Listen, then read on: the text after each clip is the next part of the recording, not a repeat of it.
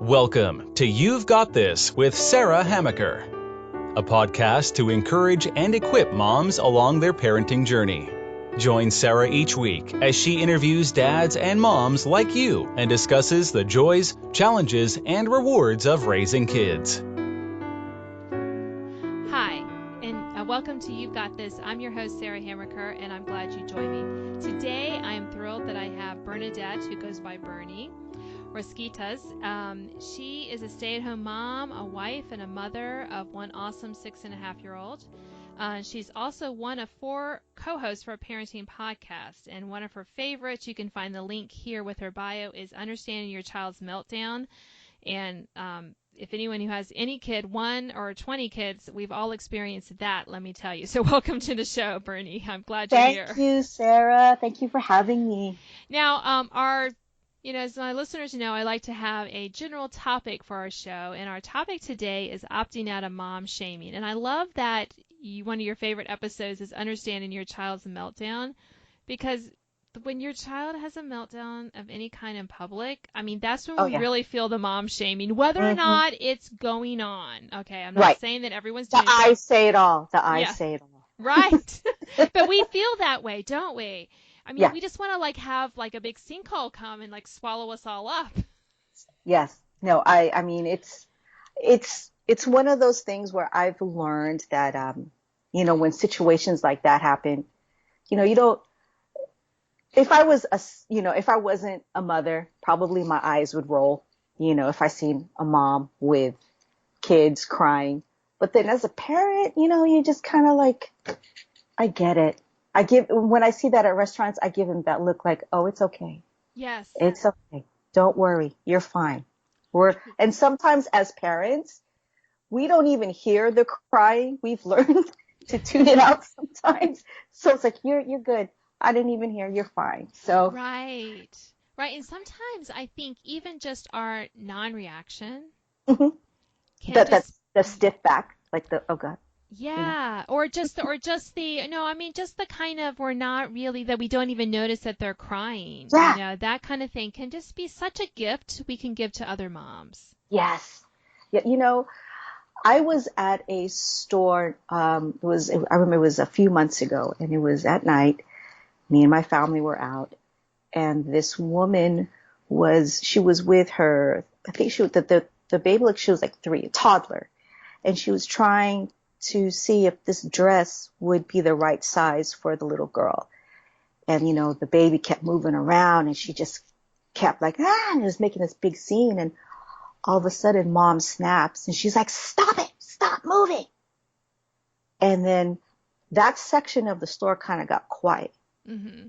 And I looked over to her, and, you could already tell she was just defeated. It's already at the end of the day. And this just one little thing of baby girl, not wanting to put the dress on was the last straw that broke the camel's back. And I could see the husband quietly pick up the little girl and walk away, because he knew mom kind of lost it a little bit. And she realized what just happened in those few seconds. And I didn't say anything. I just kind of passed by her and I squeezed her shoulder. Mm-hmm. And it's okay. We've all been there. What mother hasn't lost it once in public, so it's okay. I just and I didn't make a scene. I didn't say any words or anything. I just kind of gave the squeeze and just kind of gave her the look like, it's okay. We've all been there. So that's my little experience there. Yeah. And, and I think what I love about that, Bernie, is that, sometimes we think we have to make these big gestures. Mm-hmm. And in reality, sometimes it's just picking up something that they dropped and handing it back to them with a smile. Sometimes it is that, if we're comfortable with that shoulder squeeze and that look that, hey, you're not alone. Not alone. No, you're not. We are in this. Yeah. And we're all in this together. Absolutely. And I'm a really big supporter of having a mom tribe, having a mom village, and making sure that mom village is going to be a positive and supportive mom village. Because when mom shaming happens, it's so easy to get so caught up in that. And then we really think so bad about ourselves when someone doesn't feel like we parented the right way. So, you that way, when you have your mom village, you could just call them up and just, whatever it is, they're there for you, you know.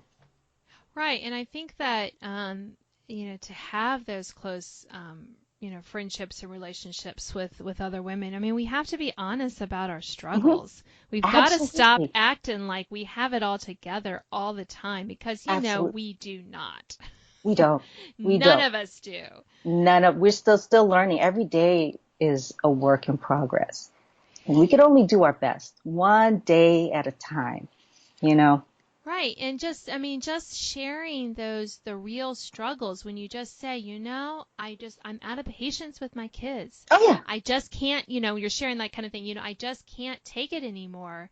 They're Yeah. driving me crazy and I really don't need parenting advice. Yeah. I just need a safe place just to say, I don't really like my kids at this Right. I moment. love you, but Yeah. right now, I don't like you. But Sometimes you feel. right. With our kids, but we need that safe space with our mom friends to Yes. kind of say it so that So true. because, we can't really tell our husbands because they bless their hearts and I love Right. my husband dearly. They want to fix it, Yeah. and I sometimes you just like, I just want to, and not that we want to vent, but it's more like Yes. that kind of really that I'm talking about that not just being all mad and letting, flying off the handle, but Yeah. just really having those moments where we're like, I just really need a, big mom hug or just somebody else who just goes, yeah, I get it. I And get that's, it. yeah, I agree. And that's one of the things how we can opt out of that mom shaming. Right. Let's hug each other more. Let's squeeze that shoulder a little more. Check in a little bit more.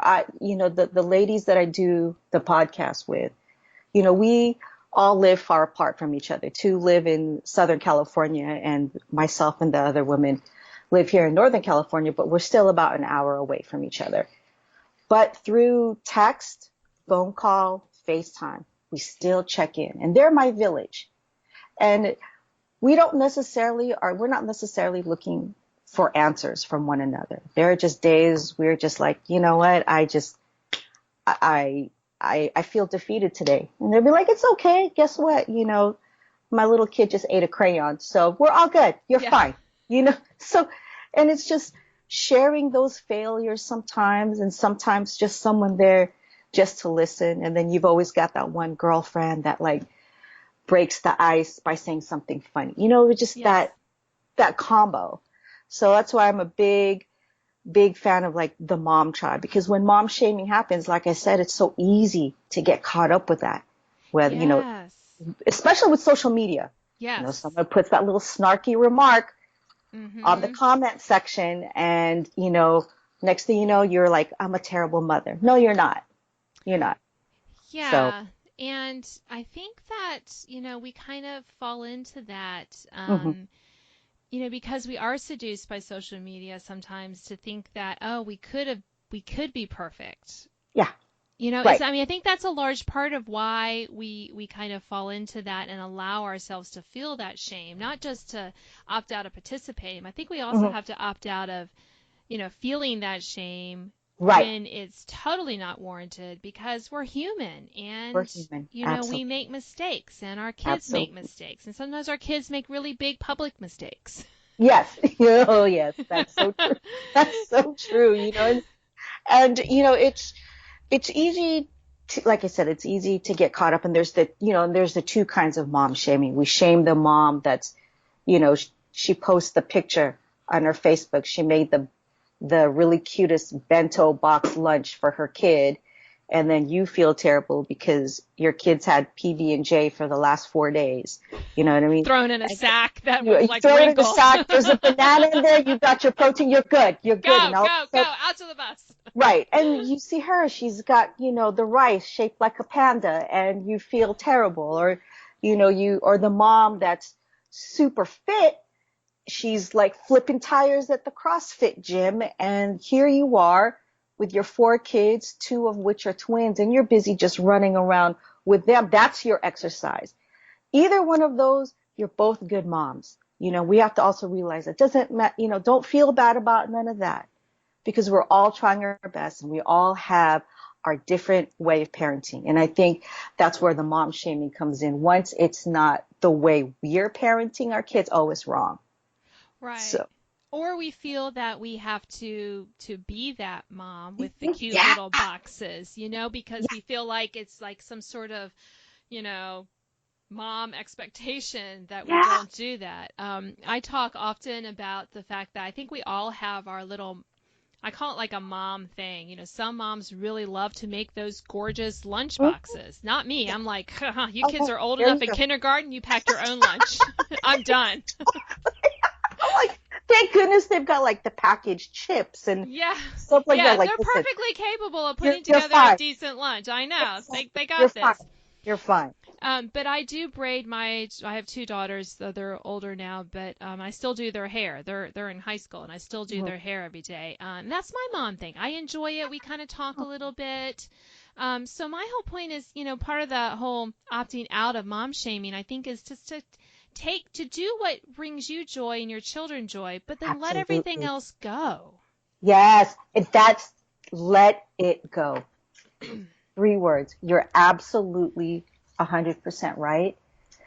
And I completely agree with you where it's like there's times you just got to let it go. And even when you see it coming your way, just look the other way. As much as you want to, say something to that person or what, just let it go. It's not worth it. Right, and it's also, I think we have to let go that we don't have to take on those Yes. expectations, right? We Yes. we can just say, you know what? I love your looking at your lunch pictures every day. I can Yeah. admire that, Yeah. but I ain't gonna do it. But I'm not going to do, you know what? Maybe I might put 2 raisins on the sandwich and you could call him Henry. I don't know. You, you, Yeah. you can do that.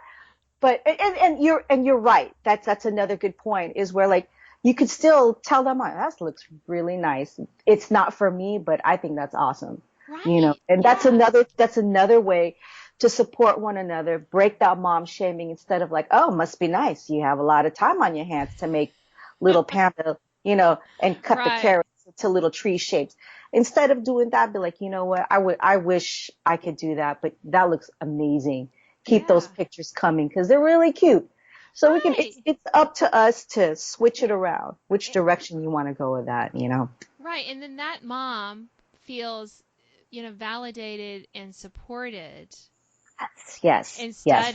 instead of judged, when maybe she just really brings her joy to create Right, little, carrot trees. right. Personally, I And, can't and imagine that because that's not the right. way my brain works. Oh, That's right, not the way I work. That to me, that I would rather, go running, and I hate running, than to do that. right, But because that's not me. But then I do other things. Like some other right. mom would be like, I can't believe you still do your daughter's hair. That would just drive me crazy because I just can't stand it. So I think we have to realize that we all have our little things that we love to do and our Yes, kids I agree. enjoy. And when we just take those and then we just have to say, no, I'm not taking on things that aren't good for me and my family, Hmm. even though they're great for you and your family. And I think we've lost the ability. And I'm hoping and praying that the pendulum is finally kind of swinging back to the middle Yes, where we right. can kind of enjoy people who have gifts and abilities that aren't ours and not feel like we either have to judge them or we Right, have to take them on ourselves. right. I mean, there's all sorts of different moms. There's the athletic mom, the mom that likes to make those fancy lunches, the mom likes to braid the hair. You know what? We could take a little pieces of the good things that they're doing, and we could take from that and whatever it may be, but everybody's got something to contribute. And let's focus on, the good things that we're all doing because, quite honestly, Sarah, we are living in a world today where it's really hard to raise our kids. We're living in the world right now is a scary place. So we got to come together, most especially as mothers, and really be there for one another and help each other raise our kids to be some really awesome human beings. Because if the world is going to change, they're the ones that's going to take care of us when we're old. So Yes, that's my go-to answer when people ask me why on, sometimes people are like, why on earth did you have 4 kids? I'm like, I want 4 options when I get old mm, of where I'm gonna live. like everybody's Rochambeauing to see who's going to take care of mom. Yep, yeah, exactly. I know. Just It kidding. doesn't matter. There's 4 of you. I can pick. I know, and I can rotate 3 months in each one. I've got options, Bernie. I've got options. So, That's great.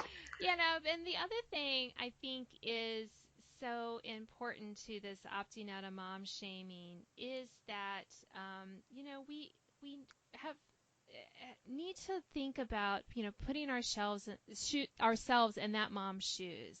I don't think Yes. we do. We want our kids to do this, right? We don't want our kids to make fun of other kids for any Right. reason. We want them Right. to think, how would you feel if they did that to you? And Mm-hmm. I remember I was saying that one time to one of my kids when they were much younger, and it just dawned on me that I've been like judgy in my heart a little bit about some other mom, and I was like, Yeah. Yeah. oh, yeah, I don't know what that mom's going through. Right. I Right. don't know what that seemingly perfect put together mom had going on in her life that day. That maybe the Right. only thing going for her is that her hair looks amazing. You Yeah. know? I mean, I don't know. I mean, it could be a lot of other things, but I don't. The thing is that I don't know. We don't know each other's backstories, especially Yeah. when we like see them at the Right. bus stop, we run into them at the school, or we just see them, shopping without any kids at, Target, and we have all our munchkins with us, and we know we're going to forget half the list. Right. So we need to, I think, be more willing to extend that benefit of the doubt and also put ourselves in their shoes, especially when there's, something that's not going right with their parenting. Right. Right. We don't know. That's the one thing I always tell myself when someone's being a certain way to me that particular day, whether it be a mom or just anybody in general. I'm like, you know what? I don't know what's going on with their day today. And I just may have been the unlucky person to get, lashed out on. But because instead of me just kind of trying to like respond back in a negative way. And one example is, I had just dropped my son off. It was at summer camp, and it happened not too long ago. And I was driving to the usual coffee store that I go to, and this car is passing by me. The windows are rolled down, and I can hear like yelling, like kids. I'm like, oh, summer. The kids are out driving. Didn't really see who it was. At the last minute, the person cuts me off and it cuts me off from the left lane and, cuts me off and then makes the right onto the street. And I'm like, oh no. Oh no. Turns out that this person is going to the coffee shop as I do because we were parked right next to each other. And I was ready. I kid you not, Sarah. I was ready to say something. And I could hear, the windows were rolled down. And as I was about to get out, I hear a woman's voice.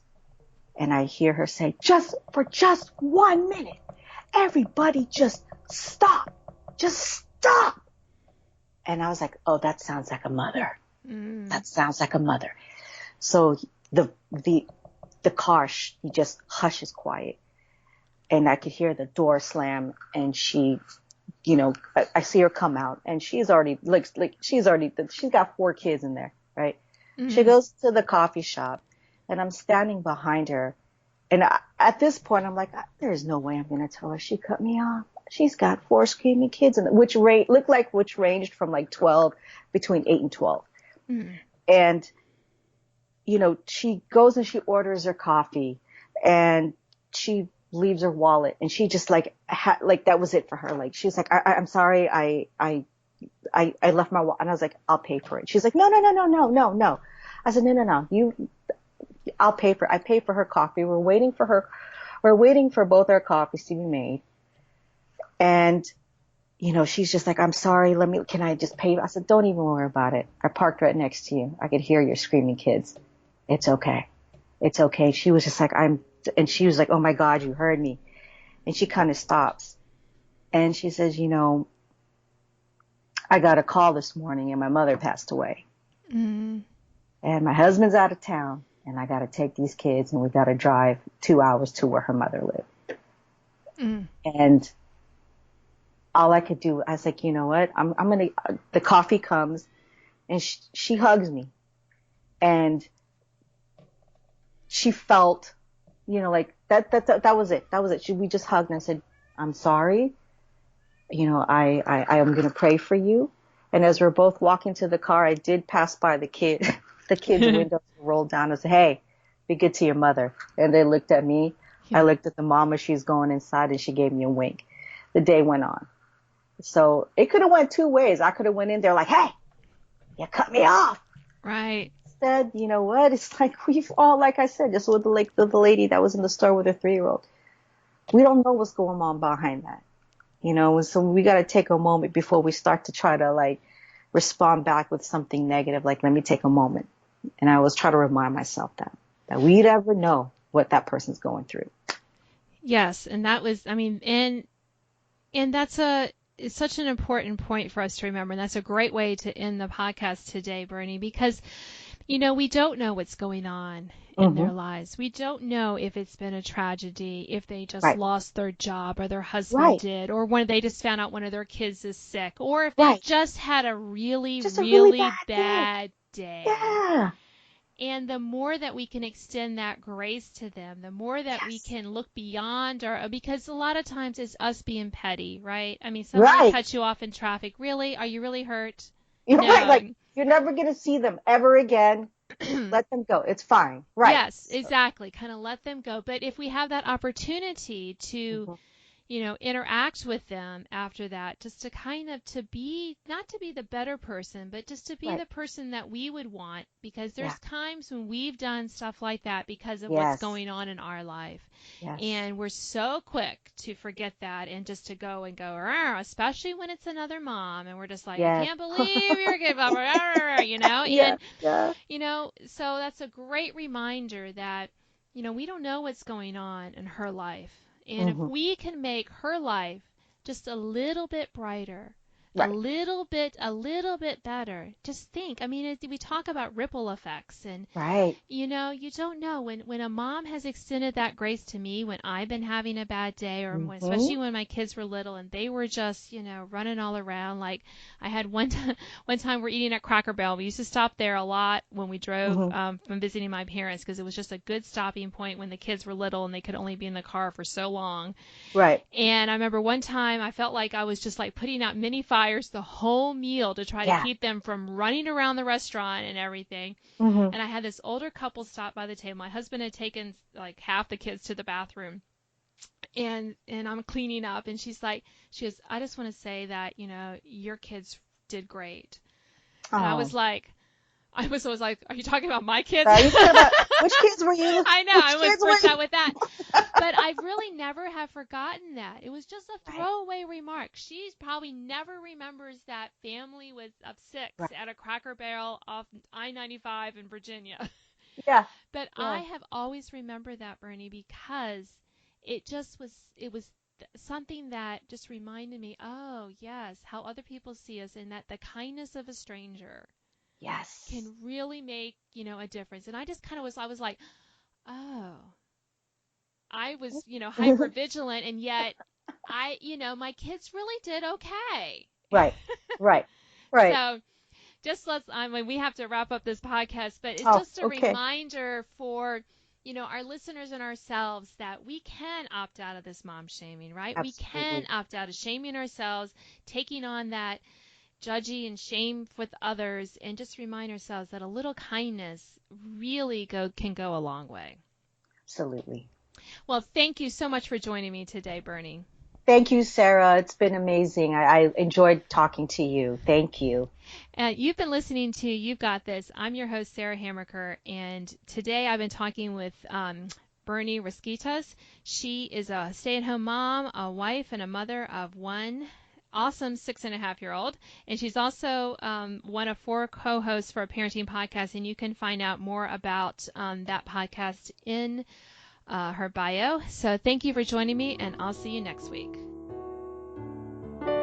Thanks for listening to this week's podcast of You've Got This with Sarah Hammerker. Sign up to receive notification of new podcasts and listen to previous editions at sarahhammaker.com. Until next time, remember, parenting might be hard sometimes, but don't worry, you've got this.